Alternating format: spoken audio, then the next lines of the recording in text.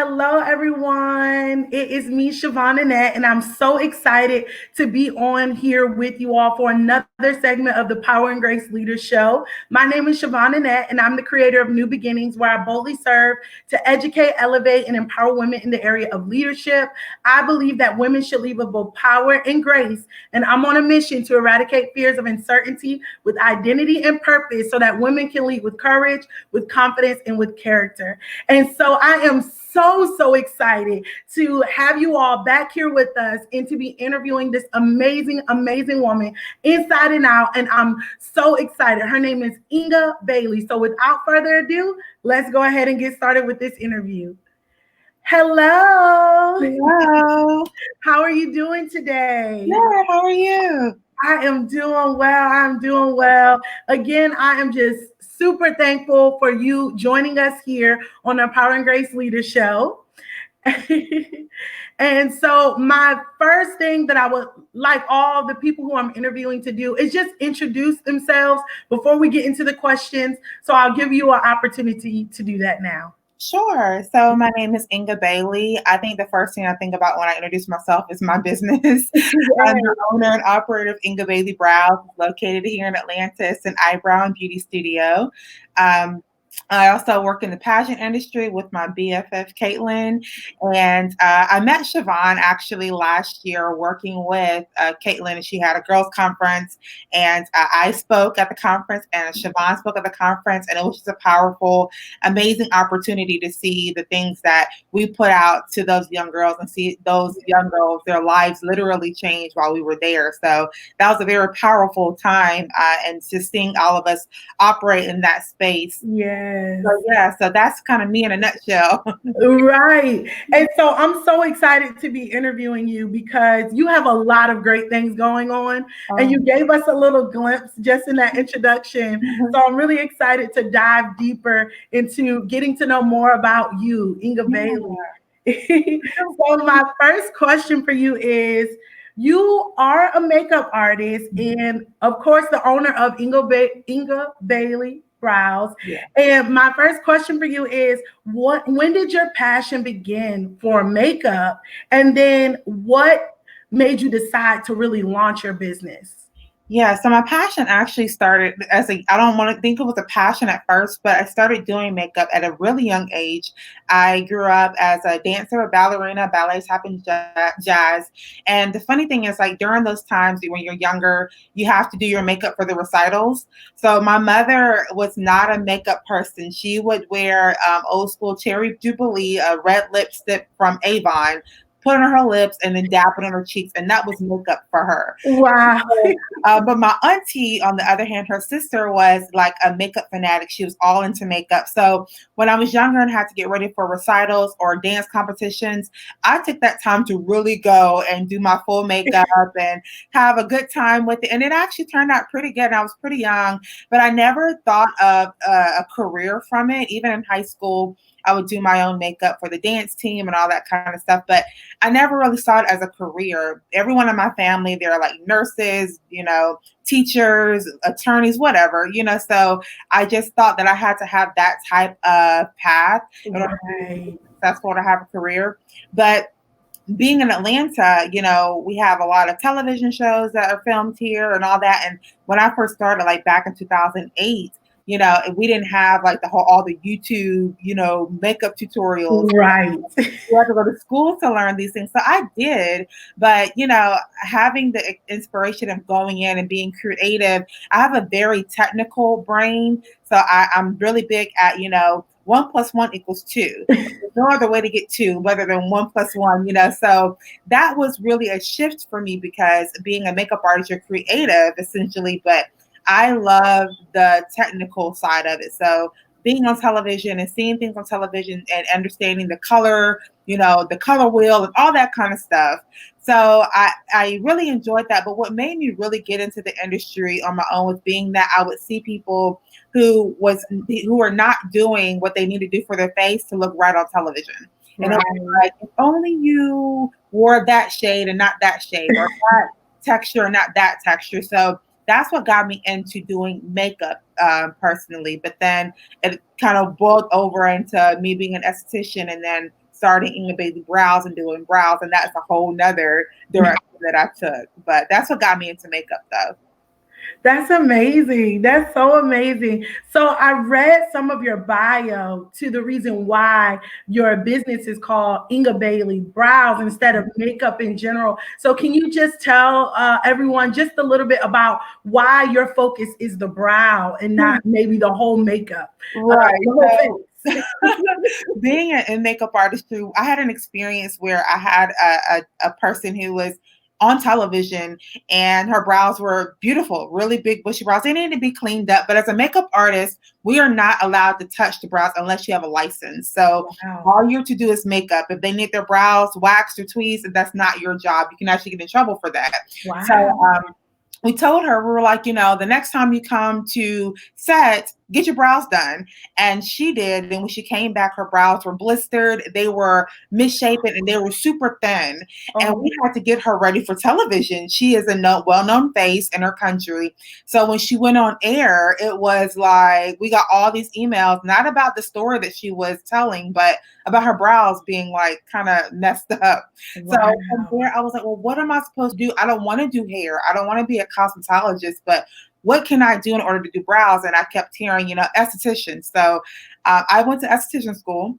And that's basically a skincare therapist. And it was 8 months, but I literally went there just so I could do eyebrows. So, and the entire 10 years I've been an esthetician, I have not done a facial as a professional. I Wow. literally went for the focus of getting my license to do brows. So brows can make or break the face. And I mean, you can have the most beautiful makeup on, expensive makeup, skincare, all of that. But if your brows are off, it doesn't mean anything. So, and from being in the brow industry, I also learned that brows are really simple if you understand them. And most people do not understand their eyebrows. So Right. I have an educator brain. So I used to teach ballet and all that. So I love to teach people, and most people don't even understand the smallest things when it comes to their eyebrows. So I took that time to educate my clients, and there are so many brow trends going around, some that are just absurd. But I refuse to do that because I have a feeling that everybody can get their brows the way they want them to be naturally if they just have a little bit of patience and some education. So that's kind of what made me start Inga Bailey Brows and doing brows my way. That's amazing. And that's really good. And I watched one of your tutorials, one of your teaching sessions. And so I went to the store and I brought brow gel and highlight and things like, but I need to get more sessions in Yeah. because I can only do, you said this is the brow on the go. And so I'm always the brow on the go. So Yeah. I brush up and I apply the gel. That's And basically that's it. But it. hey, that's a start. And that's what Yeah. most people, if they just do that much, it makes a world of difference to their eyebrows. Right, right. So thank you. Mm. But that's so amazing that you basically ran into a situation where, hey, I cannot do this, but you need this done. And it came back horribly. And Yeah. you're like, look, I need to be able to do something about that Yes. and Yes. help people. So that's Yes. really, really amazing. That's That's definitely really one of the amazing. philosophies I have is, if there is a traumatic situation, instead of just going, gosh, that was terrible, my brain is always like, how can we avoid that from happening again? So that's how my brain works. Wow. Yeah. That's so good. That's so good. Problem solver. You Yeah. know, that's really good. So my next question for you is, what are some challenges that maybe you have had to overcome as a business owner? Oh man, it's so funny. I think because I started my business from a passion, something that I really, really love, I did have a few. There weren't a whole lot, but doing them,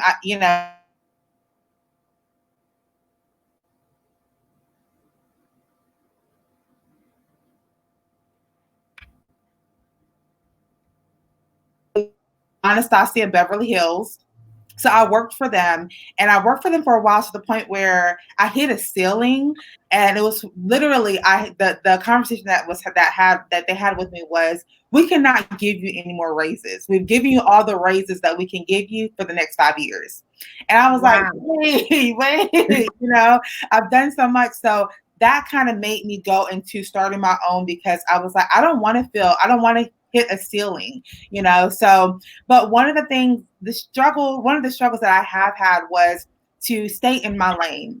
It can be really tempting, especially in the industry like the beauty industry, where there's a trend that comes up every other week, to not grab onto every trend or not grasp onto everything that comes your way because it may not be for you. And so for me, one of the things when I first started off was, okay, like she's over here doing that and that's making a lot of money. And maybe I should do that too. And, but what about this over here? And I'm one of those people, I know the change is inevitable. I don't like a lot of change though. I like for things to be consistent and, classic, so when I realized that, I had to make sure that I stayed in my lane. And one of the things that I realized in order for me to do that was to have a philosophy. So I created a philosophy for me and my brand, what I do and what I'm going to consistently do.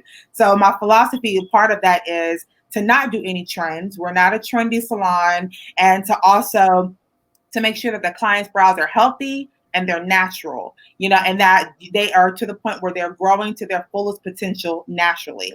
So once I created that philosophy, it was easy for me to go, nope, that's not for me, or maybe so. But for the most part, I haven't had a reason to go and try something new or different because my philosophy kept me like on the straight and narrow, and it allows me to blaze my own trail. So that was one of the struggles that I had early on. And to be honest, 6 years in, sometimes I'm doing a double take, like, but then I'm like, oh, philosophy, nope, that doesn't belong to me, or that's not my brand or my trend, So yeah, so that was probably the hardest thing over the past few years that I experienced as a business owner. That's so good. I love that so much, to develop your philosophy and stick with it. And it's based on your values and different things like that. That's definitely one of the things that I learned with being even a life coach, because it says, what are your values? Everything that you do should speak back to your values. Yeah. So it's really amazing that you were able to develop that for your business, because that is a something that's really, really good, so that you are not jumping here or there or finding yourself insecure and in competition. Right. One thing that I try to do more and more now is I'm just in competition with my old self. Right, with me, right? Yes. And so I think that is so, so good. It keeps you at peace. It keeps you confident in how you're growing and how you're moving. So I love that so much. Yeah, I always, and I feel like philosophies are not just for business. It's you should have philosophy for yourself. Yes. One of the things that when I talk to young girls or just women in general, I always say you should strive to be a better person tomorrow than you were on today. Yes. And then when I taught dance, the biggest thing was the only competition is the competition that you see in the mirror. That's so I always carry that around with me, and no matter what realm I am in my life, or what phase I am in my life, I've always believed in you are your only competition. I love that so much. And that's so important because it allows us to network and connect and create partnerships and grow together and learn from one another. Right. But if we have that competitive mindset, you're not going to be able to do that. No, not at all. Not at all. So that's so good. I love that so much. Develop a philosophy for your business and your brand as a woman in leadership, as a woman in business. That's amazing. So my next question for you is, you are a woman who lives and walks with so much confidence. The way you talk, the way you present, the way you do different things. And like you said, at the conference where I met you, I didn't get a chance to hear you speak. I came in later from out of town. But I remember the young ladies really talking with you and said, how did you gain this confidence? Like, how did you get here? So as a woman, and I love even in hearing your story, you talked about being a tall, beautiful woman, but a tall woman, and how that made you feel different, but you had to be confident in who you are. And so I just want you to talk a little bit about how you were able to get to this place of confidence, because identity is so important. Being confident in who you are, the way God made you. So just talk to us about that. Yeah, so that I will say that was something that had transitioned over the years, but I'm glad that I have my story to tell and the transition that I had to go through. Because growing up, I was tall, and I know, people can't tell, but I'm tapping on 5'10", and I do wear heels pretty often. So sometimes I'm like at 6'2", so I'm really tall. But growing up, I was tall, and I was not a skinny girl. I've never been skinny my entire life. And I think, being around the women that I was around in my life, seeing them and seeing how confident they were, it was a little bit easier for me to be like, oh, okay, well, this is just who I am. But of course, I had the whole, every now and then you'll get a bully here and there. Most of my bullies were guys, then come find out they actually liked me. But, Right. But as a kid, I didn't quite understand that. But I think for me, it was the people around me, which I'm blessed to have the people around me to push me. But I also had the mentality of, if I want to do something, I'm going to do it. And I didn't realize growing up, the people who I inspired like full on grown adults when I was 10, 12 years old. Wow. Especially, and one of the things that really got me into being who I am and knowing that I can do what I want to do no matter where I am or what I look like is when being a ballerina. I didn't see a lot of people like me that was tall, black, and curvy. But at the same time, I always pushed myself to be the best ballerina I could be. Wow. Now, jazz and tap was really my favorite. But I also knew that if I mastered ballet, I can master almost anything in the dance world, because ballet was at the core. So I really focused on ballet and really being, getting the technique down. And then my mother, I asked my mother if I could be on the dance team. And at this time, it was a pretty new dance team in my dance company. And there were no black girls, there were no curvy girls, but I auditioned. And from that, I made the team. Wow. The thing was, I was so excited, and having going through it, my best friends were then kind of envious. Wow. They didn't even try out. So it was like, why are you upset with me? And they stopped talking to me. And it was really hurtful. But I was like, you know what? I'm going to keep propelling. I'm going to keep going. And from there, I got scholarships. And I remember going to one of the dance competitions, competing, and we would get the playbacks from the judges, and I remember listening to one of the playbacks and, hearing the judges basically saying, wow, like, she's awesome. Wow. And I knew that they were talking about me because I had a solo. And from there, I also got a scholarship to go back to another dance competition later on that year. And when I got the scholarship, because you had to do like, in between competitions, you would have workshops and you would have all types of dance teachers coming up. Paula Bull was one of our dance teachers. Chris Judd, which was, I guess, Jennifer Lopez's boyfriend at the time, would be our teachers. And you would teach you a dance and you would do the dance. And then the top people who did the dance the best would get a scholarship to come back, because those competitions were expensive. So I remember doing a dance for this guy. He's passed, but Stephen Boyd. He was like amazing, like guy that I admired and looked up to, and he was a hip hop instructor. And I did a competition and I competed for this scholarship.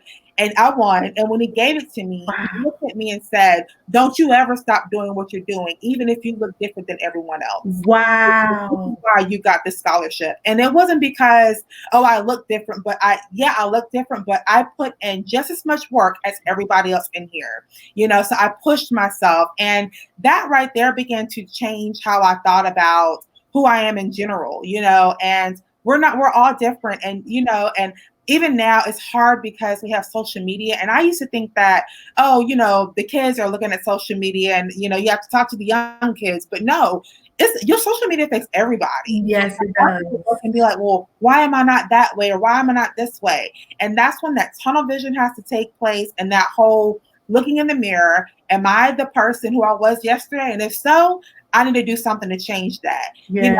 So that really started the whole process of me being confident in who I am. And I will say this too. Growing up, I was very, very, very quiet. Like, I didn't talk, and when I talked, I pretty much whispered.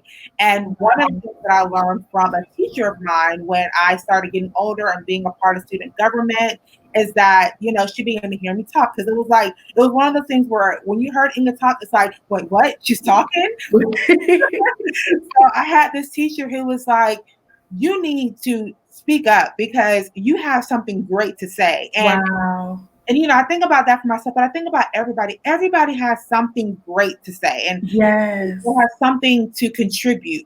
So I always say, speak up. For me, it was literally speak up, because we can't hear you, but also speak up because you have something great to say. And Yes. that I always tell people, speak your mind, voice your opinions, don't be afraid to speak.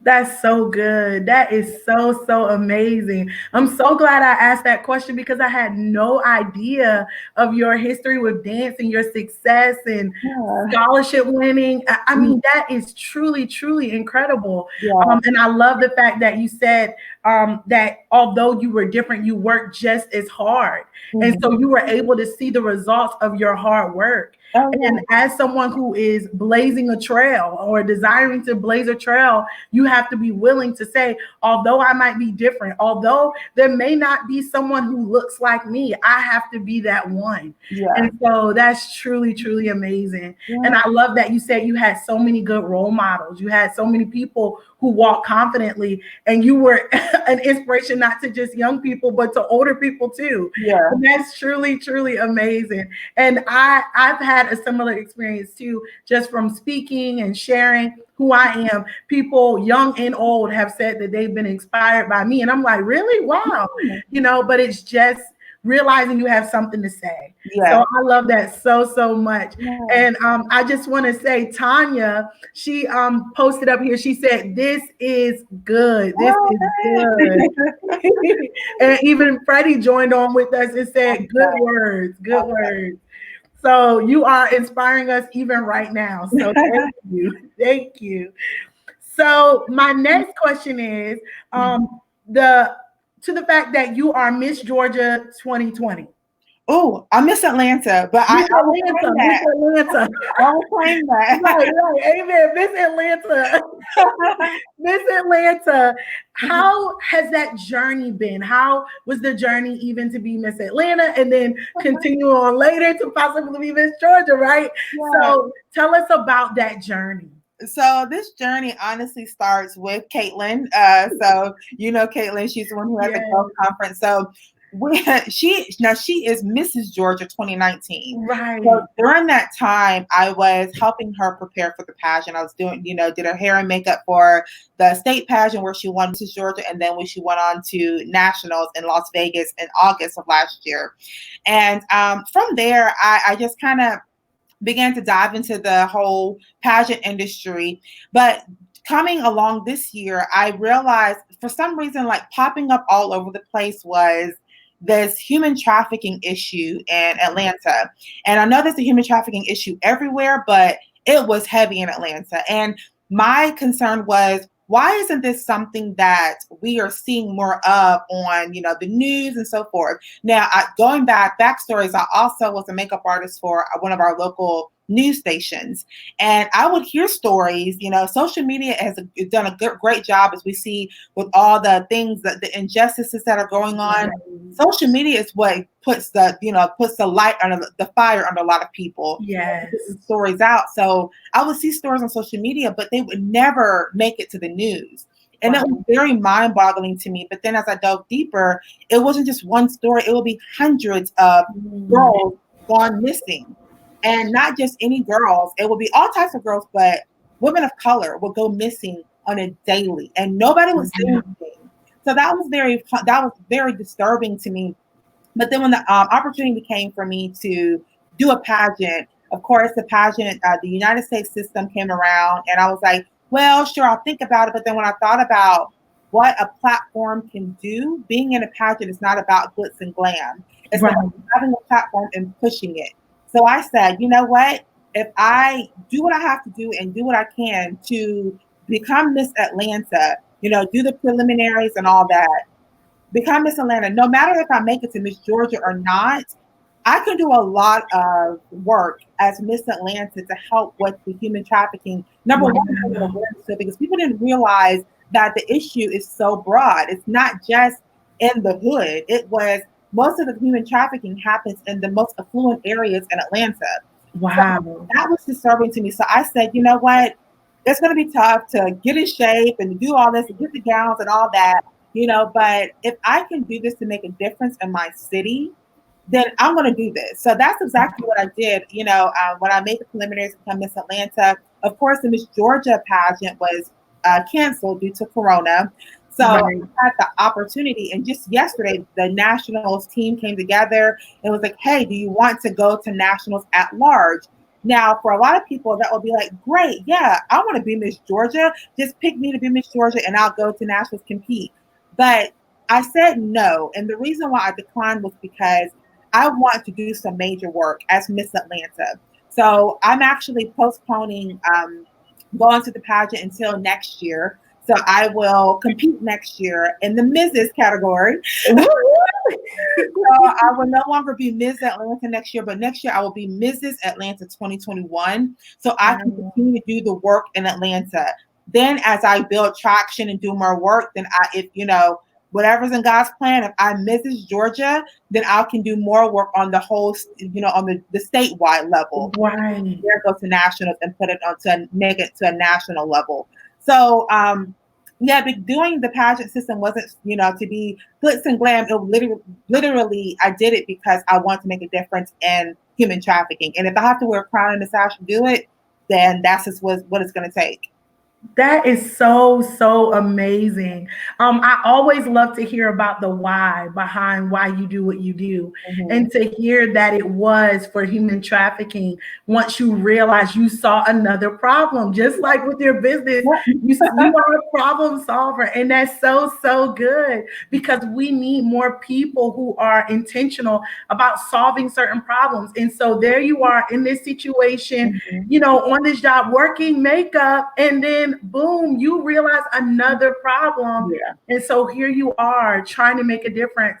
And the fact that you said, no, I'll wait even until next year speaks to really you doing it for your why, Mm-hmm. and you really doing it for your city. Yeah. That speaks to your character, and that is very honorable. So I Oh, just want to say that is truly amazing, and yeah. I'm so glad. Look, I'm glad I asked these questions so I can get all these great answers from you.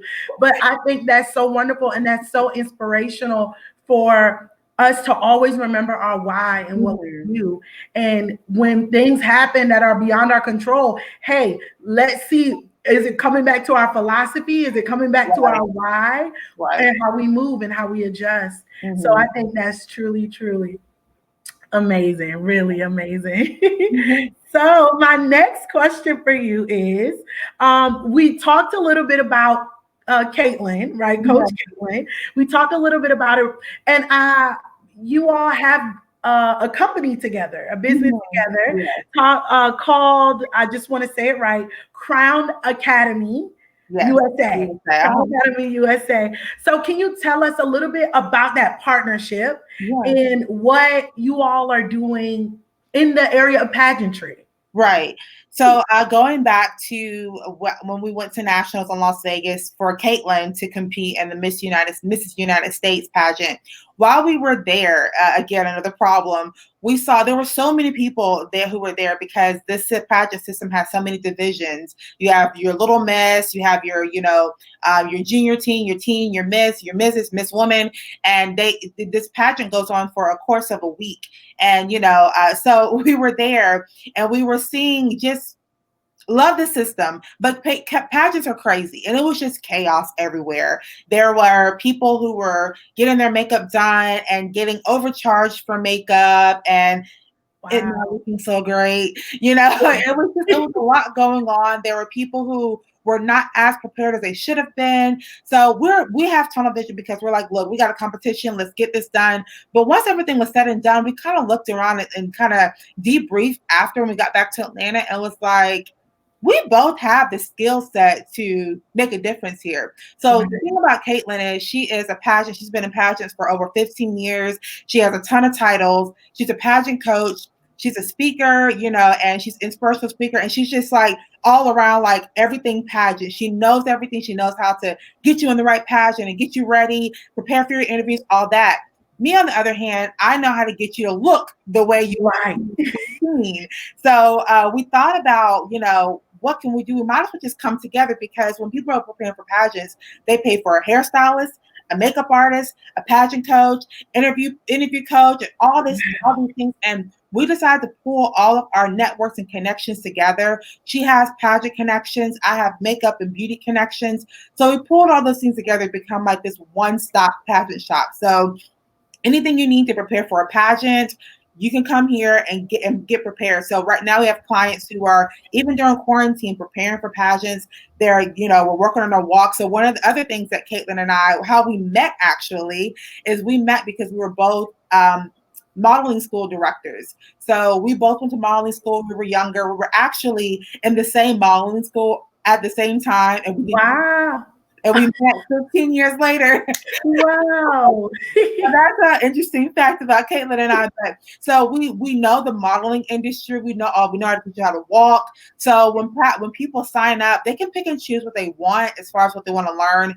But for the whole entire shebang, you get your pageant coaching, you get your walking lessons, you get your interview lessons, you get your hair and your makeup done on site on pageant day. If you have your photo shoot, you get your photo shoot, you get your makeup done for your photo shoot. It's just everything you need to know. Wow. If you have never done a pageant before, to a person who's done, 50 or more, we have something for everyone. And that way you're not going all over the place and paying a ton of money to prepare for a pageant. So we just have it all in one place at Crown Academy USA. Look, that's so amazing. That is wonderful. And it's amazing how God brought you all right back together. Yes. And you didn't even know that you all were in the same place at the same No, time. not at all. That is so amazing. In the hallway and didn't even know. Wow, that is amazing. And I love it so much because, again, we see there's a problem. You all have a solution to the problem. And so that's so important, when you identify something as a woman, as anyone in leadership, if you identify a problem that you say, hey, I want to make a difference in this area, go for it. Yeah. And so I think that's so amazing that you all were able to team up and help other women who are in this pageantry field and need support so they don't get gypped, bamboozled. I mean, all of these other things. Yes. Yes. So good. So my final question, this interview has truly, truly been amazing. So this is my final question for you, Inga. What advice would you give someone looking to start a business, looking to jump out there, take that big leap? They're a little bit afraid, or maybe they just got started, but they don't know what to do. What advice would you give them moving forward? Yeah, so I firmly believe in Nike. Just do it. But don't do it without a plan. Everything should have a plan. For the longest time, I was like, I don't want to contradict myself because I can be an overthinker. Thinking is not bad, but when you're thinking about something, put it on paper and then let the thoughts go. Once you put it on paper and you figure out a step and a way to do something, then at that point, you need to be like Nike and just do it. Don't overthink the process and the steps. You're not going to know every step. That is something that I have to tell myself as a semi-perfectionist. You're not going to know every single step. And there are going to be things that are going to come up and happen to where it's like, oops, I didn't mean for that to happen, or that was a mistake. And from there, you jot that down and you figure out a way to not let that happen again. So there are things I always say, starting off, Inga Bailey Browse has been here for 6 years. But what most people don't know is that in 2012, I started Adorn Face Beauty Boutique, and it lasted for 3 months. Wow. And, from there, I learned so many things about myself. I learned what I didn't know. I learned what I needed to study more on. And don't always think that just because you have a skill, then you're ready to take off on your own. Don't be afraid to learn, because no matter what, you're always going to be learning.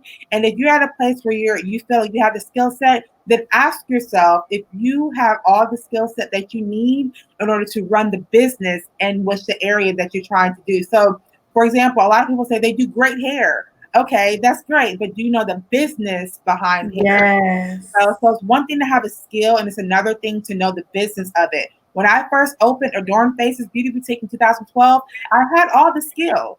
but I did not have the business. So from there, I always say God does things for a reason, because I ran ahead of God and I was like, I'm going to open my own business. I was like, no, ma'am, come back. Let's not do this. And that's when I found myself working with Anastasia Beverly Hills, and it's a brow business. And I learned all the aspects of the business behind eyebrows, because I didn't just do brows. I was a manager and a trainer. So I was the one ordering supplies. I was the one dealing with clients. I was the one selling product and doing service and preparing, an employee for the next position. So I learned all the business behind brow. So that's one of the few things that I would say. And then recently I've been saying something like when I talk to other estheticians or beauty professionals. And when I said it the first time, I was like, "Oop, that was rude." But I've been saying, "Mind your business."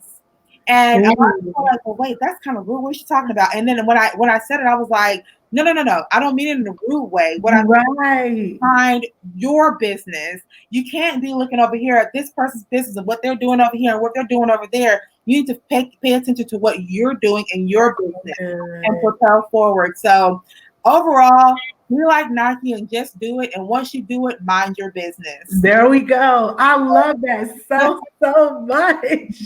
Those are so good. Those are things that we can grab a hold to and never let go of, because those are always applicable. And I love that you said that you always have to be willing to learn. Yes. Willing to learn and willing to grow. And that is so important.